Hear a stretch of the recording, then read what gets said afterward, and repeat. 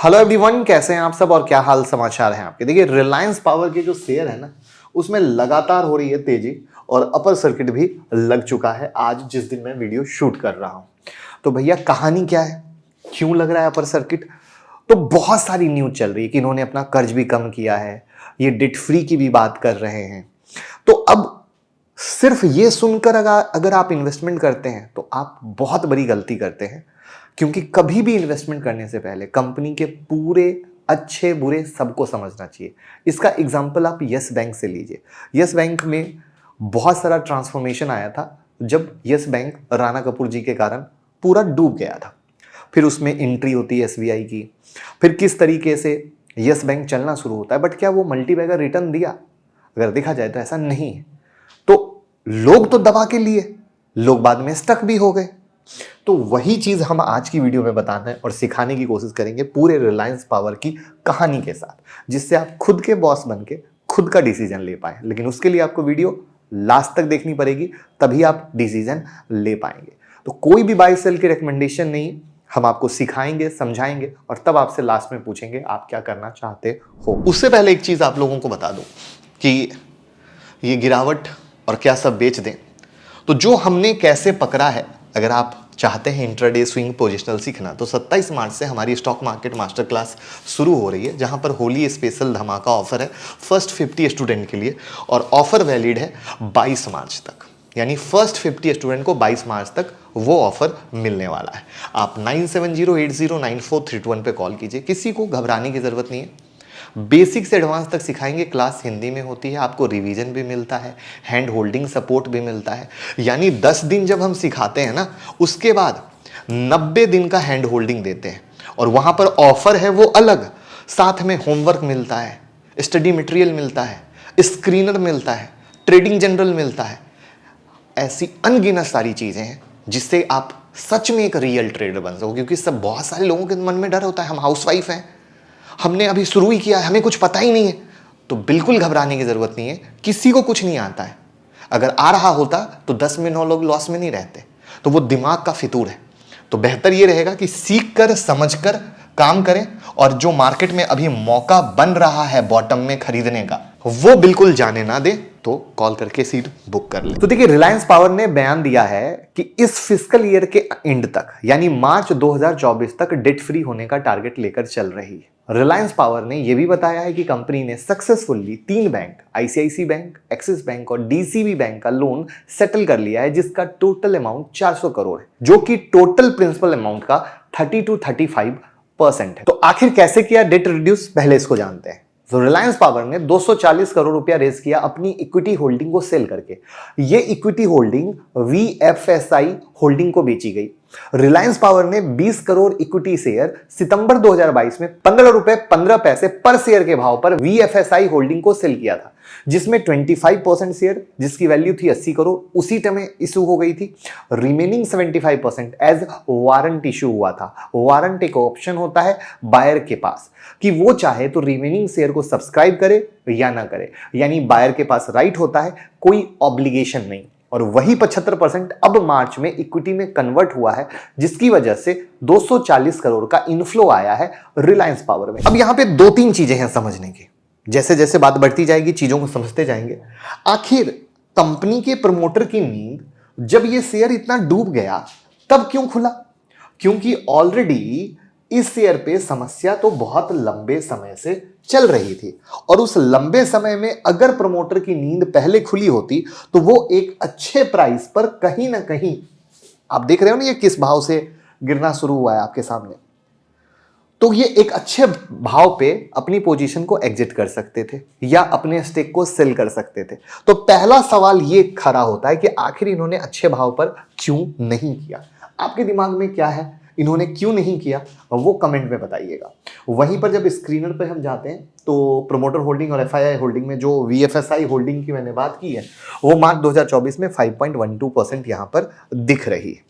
तो ये बीच बीच में जो जो कहानी चलती है उस पे मैं सवाल उठाता जाऊंगा। उसको आप पेपर में नोट करना चाहे पेपर में नोट कर लें, दिमाग में रखना चाहे दिमाग में रख लें, क्योंकि इसी से डिसीजन लेने में बहुत आसानी होने वाली है। अगस्त 2023 में ऑटम इन्वेस्टमेंट ने एक्वायर किया रिलायंस कमर्शियल फाइनेंस को, और रिलायंस कॉमर्स फाइनेंस, जिसको रीब्रांड करके रिलायंस मनी किया गया है, उसकी रिलायंस पावर में होल्डिंग सितंबर 2023 में 1.99% थी, और वो इस एक्विजिशन से 152 करोड़ का इनफ्लो आया, जो यहां पर आपको दिख रहा है, और बाद में थोड़ा सा स्टेक घटा है। सो इसके बाद रिलायंस पावर ने डेट स्टेटमेंट डिस्क्लोज किया 31 दिसंबर 2023 को। तब टोटल डेट था 735 करोड़, यानी कंपनी लगातार अपने डेट को रिड्यूस कर रही है। और मजे की बात यह है कि ये डेट ऑब्लिगेशन का रीपेमेंट रिलायंस पावर ने डिफॉल्ट किया था मार्च 2023 तक, यानी मार्च 2023 तक डिफॉल्ट किए थे। तो फिर कंपनी ने एक्शन लिया डेट को रिड्यूस करने के लिए, जो अभी दिख रहा है। आगे फिर से कैसे लोन चुकाएगी कंपनी ने कोई ऑफिशियल स्टेटमेंट नहीं दिया, यानी ये हो गया मेरा मुद्दा नंबर 2। तो पहला पॉइंट, पहले नींद क्यों नहीं खुली। दूसरा पॉइंट, डेट कैसे चुकाएंगे उसके बारे में कोई स्टेटमेंट नहीं दिया गया है, यानी एक ये क्वेश्चन मार्क की तरह है। तो इन पॉइंट को हम यहां नोट करते जाएंगे। लेकिन कंपनी ने इतना बताया कि फिस्कल ईयर तक डेट फ्री हो जाएंगे। सिर्फ वर्किंग कैपिटल लोन, यानी कंपनी को ऑपरेट करने में डेली के एक्सपेंस चाहिए, वो लोन अभी रहेगा जो आईडीबीआई बैंक से लिया गया है। सो ये शॉर्ट टर्म लोन होता है, लॉन्ग टर्म लोन मार्च तक रीपेमेंट हो जाएगा। ऐसा किसका कहना है? कंपनी का कहना है। न्यूज तो सुन के आपको मजा आ रहा होगा, डेट जितना कम हो अच्छा है, उतना कंपनी प्रॉफिट की तरफ जा सकती है। लेकिन इसका यह मतलब नहीं है कि भैया तुरंत बाय कर लो, क्योंकि मैंने बोला ना पूरी कहानी सुननी जरूरी है। उससे पहले बिजनेस का ओवरव्यू समझते हैं, प्रोजेक्ट और ऑर्डर के बारे में, जहां पे हमने कई सारी चीजें आपके लिए लगाई है कि कंपनी का पावर जनरेशन कैपेसिटी 5945 मेगावाट है, जिसमें 5760 मेगावाट थर्मल कैपेसिटी और 185 मेगावाट का रिन्यूएबल कैपेसिटी है, जो यहां पर मैंने आप लोगों के साथ दिखाने की पूरी कोशिश की है। रिलायंस पावर का 3438 megawatt hydro electric project under development है, और रिलायंस पावर और राजस्थान गवर्नमेंट ने एक एमओयू साइन किया, जिसमें अगले 10 साल में 6000 मेगावाट का सोलर पावर प्रोजेक्ट डेवलप करेगी, जो आपको सब कुछ यहां पर दिख रहा है। तो हमारी कोशिश होती है कि हम डेटा फैक्ट पे बात करें, कोई टिप्स वाली कहानी नहीं, और जो ये बात बोली है वो पूरा यहां पर आपको दिख रहा है। शेयर होल्डिंग की बात करें, प्रमोटर होल्डिंग मैंने दिखाई थी यहां पर। जून 2021 में देखे तो 9.06% था, जो प्रमोटर होल्डिंग लगातार बढ़ती चली गई। बट सितंबर 2023 से ये होल्डिंग घटी है, क्योंकि इन्होंने अपनी पोजीशन को डाइल्यूट किया। डाइल्यूट क्यों किया? क्योंकि कर्ज को कम करना था। अब यहां पे एक चीज ध्यान देने की है, जो ये एक आर्टिकल है, और ये आर्टिकल 2022 का है। 2022 के समय में भी अनिल अंबानी के ग्रुप के शेयर में आपने तेजी देखी थी, और उस समय भी फंड रेजिंग का प्लान था, एसेट मोनेटाइजेशन का प्लान था, और डेट को कम करने का प्लान था। और इन सब न्यूज पे शेयर में काफी तेजी हुई थी, काफी ज्यादा तेजी। कहोगे कितनी तेजी? तो ये आप देखो यहां पर 300% इन 1 ईयर। 15 फरवरी 2022 का आर्टिकल है। तो ये जो मैंने यहां पर कुछ चीजें लिखी थी ना, ये बहुत इंपॉर्टेंट है, ऐसे ही नहीं लिखी थी, क्योंकि रिलायंस पावर वो शेयर है, जब इसका आईपीओ आया था 70 टाइम्स सब्सक्राइब हुआ था। एक अलग दीवानापन और पागलपन था, यानी जैसे आज आप मुकेश अंबानी के बारे में बात करते हो, उस जमाने में अनिल अंबानी का जलवा था। और उस समय मुकेश अंबानी के बारे में कोई बात नहीं करता था, सिर्फ अनिल अंबानी के बारे में लोग बात करते थे। तो ये वो कहानी है जहां पर एक सही मैनेजमेंट नहीं होने के कारण, कर्ज बढ़ने के कारण, क्योंकि उसके में हम जाएंगे तो वीडियो बहुत लंबी हो जाएगी, इसलिए हम उस पोर्शन को नहीं छेड़ रहे हैं।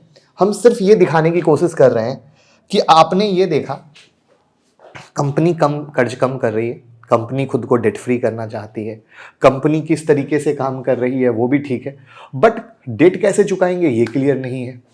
पहले से नींद नहीं खुली ये सवाल है, और साथ में ये आर्टिकल जो उस समय भी कहानी हुई थी, और वहां पे अगर आप रिलायंस पावर के चार्ट में जाते हो और मंथली चार्ट आप देखोगे, तो आप मंथली चार्ट में क्या देखते हो? ये देखो मंथली चार्ट, और मंथली चार्ट सारी पोल खोल देगा। क्या होता है जब भी कोई शेयर बर्बाद होता है ना, कर्ज में डूब जाता है, तो उसकी एक ही कहानी होती है कि वो कर्ज से निकलना चाहती है, और वहां पर ऑपरेटर बहुत एक्टिव हो जाते हैं।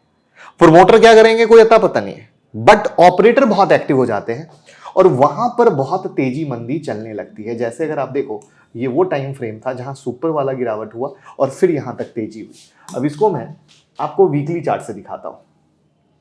तो रिलायंस पावर के हम वीकली चार्ट पे लाए हैं और जब ये स्टॉक एकदम बिल्कुल बर्बाद हो गया था तो आप ये देख पा रहे हो कि 2 रुपए 3 रुपए का भाव था। और जो मैंने 2022 का आर्टिकल दिखाया उससे पहले 2021 में ये तेजी होकर 18 रुपया गया था और फिर गिर के 9 रुपए आया था और फिर कई बार ऐसे ही कभी 19 रुपए जा रहा है, कभी गिर के फिर 11 रुपए आ रहा है और फिर गिर के 25 रुपए गया था जो मैंने वहां पर आर्टिकल पे दिखाया। और फिर उसके बाद वो कहानी सारी फ्लॉप हो गई तो 9 रुपए पे आ गया और वापस से जब अब कहानी चल रही है तो 33 रुपए के पास आया और फिर गिर के 33 रुपए से मोटा मोटा 19 रुपए के पास आया, जो अब आप देख रहे हो कि वापस से न्यूज होते ही शेयर चल रहा है। तो अब मेरा सवाल यह है कि कंपनी के पास हर एक चीज धीरे धीरे आएगी, कंपनी धीरे धीरे काम करेगी, तो ये वो नजरिया है जहां पर ऑपरेटर सबसे ज्यादा एक्टिव होते हैं और वो आपके इमोशन का फायदा लेते हैं कि रिटेल भाई को तो सस्ता शेयर चाहिए, उसको बस इतनी जानकारी चाहिए कि कंपनी डेट फ्री हो रही है, भैया आप खरीद लो। तो यहां पर एक लॉन्ग विजन बहुत इंपॉर्टेंट आता है, जिसमें मैंने ऑलरेडी यस बैंक का एग्जांपल आपके साथ शेयर किया कि एक लंबा वक्त लगा और अभी भी कोई मल्टीबैगर रिटर्न नहीं। तो अब आप इन सारी लर्निंग के बाद ये बताइए आपको क्या लगता है, आपको क्या डिसीजन लेना चाहिए जो ये सारे पॉइंट के आधार पर मैंने बात बताई, क्योंकि मैंने तो अपनी सारी बात कह दी है। अब आप क्या समझे हैं कमेंट में जरूर बताइएगा और वीडियो को जरूर शेयर कीजिएगा और प्यार दीजिएगा।